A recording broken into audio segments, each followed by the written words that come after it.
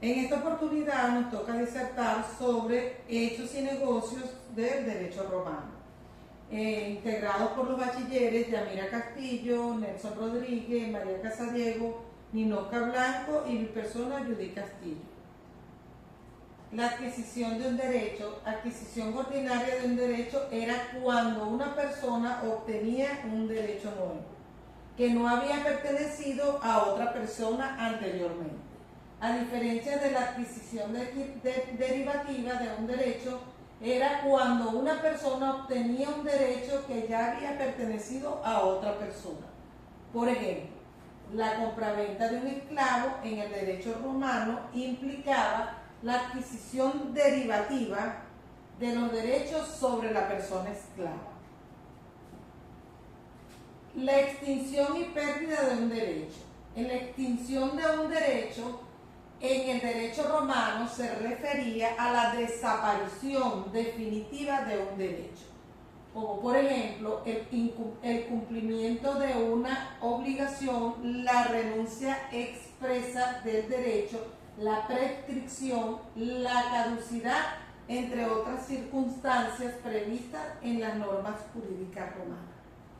A diferencia de la pérdida de un derecho, en el derecho romano implicaba que la persona titular dejaba de tener ese derecho, ya que por su propia acción o por circunstancias extremas.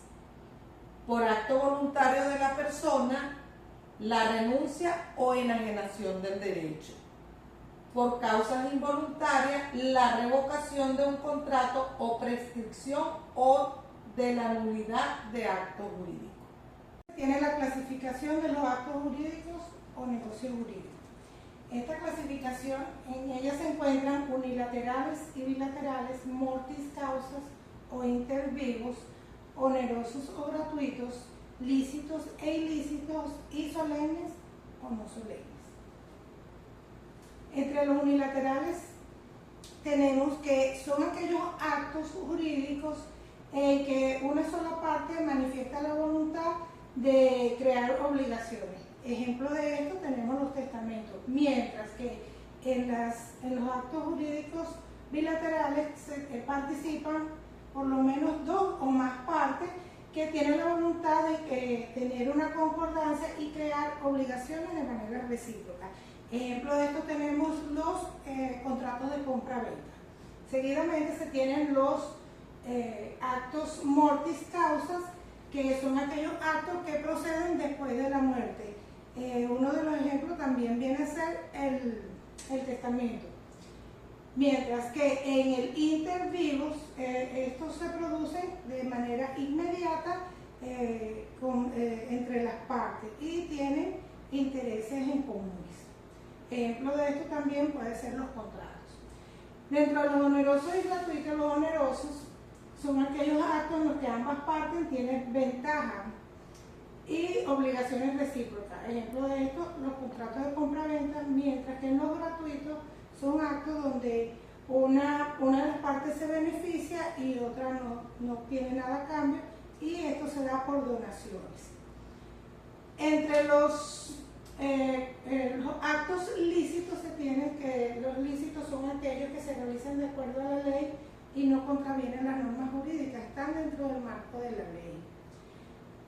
Mientras que los ilícitos son actos que están contrarios a la ley, se contraponen a las normativas legales y pueden tener sanciones o nulidad.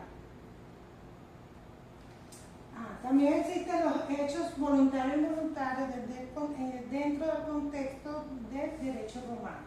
Entre ellos tenemos hechos voluntarios, que son aquellas acciones realizadas por una persona de manera consciente y deliberada. Todo esto podría generar consecuencias jurídicas para el individuo, ya sea en términos de obligaciones, responsabilidades, derechos o sanciones. En el caso de los hechos involuntarios, las acciones se realizan sin voluntad o consentimiento de aquella persona que fue afectada.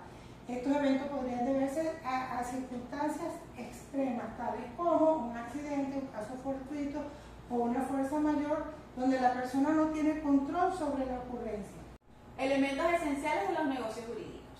En el derecho romano, los negocios jurídicos se encuentran compuestos por diferentes que le otorgan validez y efecto jurídico a los negocios jurídicos. Entre ellos se encuentra la voluntad, el objeto y la causa o motivo. La voluntad.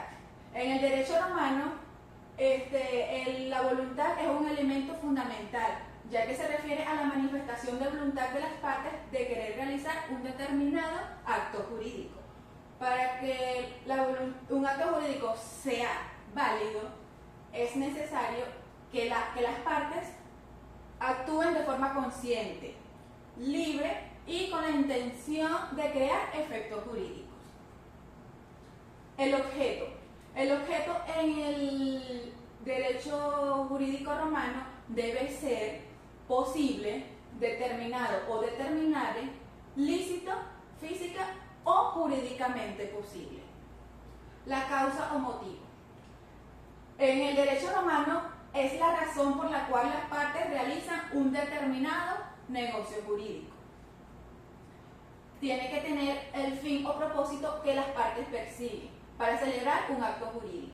En el derecho romano, la causa solía ser un elemento importante, ya que le daba validez a un acto jurídico.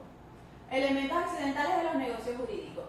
En el derecho romano consta de varios elementos accidentales que pueden modificar o condicionar su eficacia. Entre estos está la condición, el modo y el término. La condición está determinado por una cláusula que subordina la eficacia de un negocio jurídico a un evento futuro e incierto. Es decir, por ejemplo, si mañana llueve, haremos el contrato. Modo. Es una carga impuesta sobre el beneficiario de un acto jurídico. Y término es la fijación de un plazo o momento determinado en el tiempo para que se produzcan los efectos de un negocio jurídico. Feliz y bendecida tarde, mi nombre es María de los Ángeles Casadiego Bastidas y el día de hoy les voy a hablar sobre los vicios del consentimiento. En el derecho romano, al igual que en otros sistemas jurídicos, el consentimiento de las partes es un elemento fundamental para la validez de los negocios jurídicos. Sin embargo, este consentimiento puede estar viciado por diversas circunstancias que afecten su libre formación. En cuanto a la descripción de los vicios del consentimiento en el derecho romano, se encuentra el error. En el derecho romano, el error se refiere a una falsa representación de la realidad, que lleva a una de las partes a consentir un negocio jurídico de forma equivocada. Si una de las partes comete un error sustancial sobre un hecho o circunstancia que es relevante para el negocio, el consentimiento puede considerarse viciado y el negocio podría anularse. Dolo. El dolo en el derecho romano consiste en una conducta engañosa por parte de una de las partes, que tiene por objeto inducir a otra parte a celebrar un negocio jurídico. Si una parte actúa de manera fraudulenta ocultando información o tergiversando los hechos para obtener el consentimiento de la otra parte en el negocio jurídico, podría ser anulado por dolo. Violencia. La violencia en el derecho romano se refiere a la coacción física o moral ejercida sobre una de las partes para obtener su consentimiento en un negocio jurídico. Si una de las partes es obligada a celebrar un negocio jurídico bajo amenazas o coerción, el consentimiento se considera viciado por violencia y el negocio podría ser anulable. La inexistencia de los negocios jurídicos. Nulidad absoluta.